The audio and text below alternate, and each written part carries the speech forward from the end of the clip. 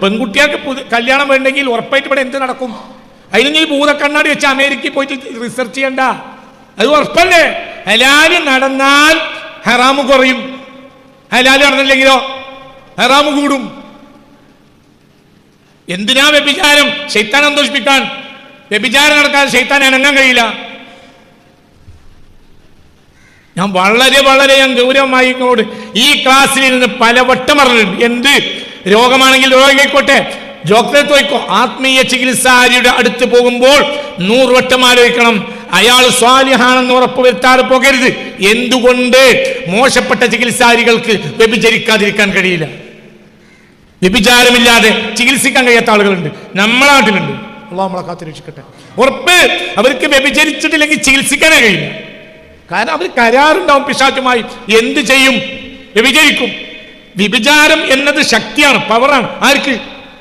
പിശാചിന്.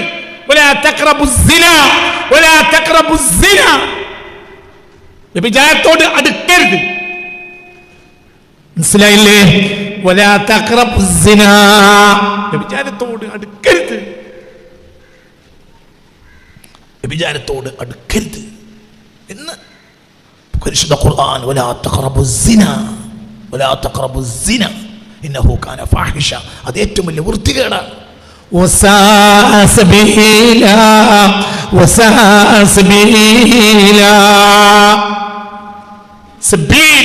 അത് ചീത്ത വഴിയാണ്. വഴി ഞാൻ ആയത്തെ തരാം വഴിനെ മനസ്സിലാക്കാൻ.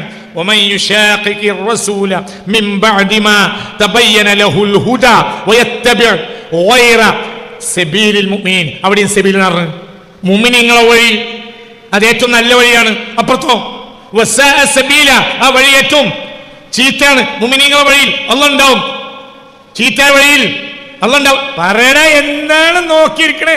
ഒരേ പദം ഇവിടെ ഉപയോഗിച്ച് സബീലുൽ മുഅ്മിനീൻ ഒരു ഭാഗം, വ്യഭിചാരം പറഞ്ഞു കൊടുത്ത് വസാഅ സബീല, ഇവിടെ സബീൽ ചീത്ത, സബീൽ വഴി.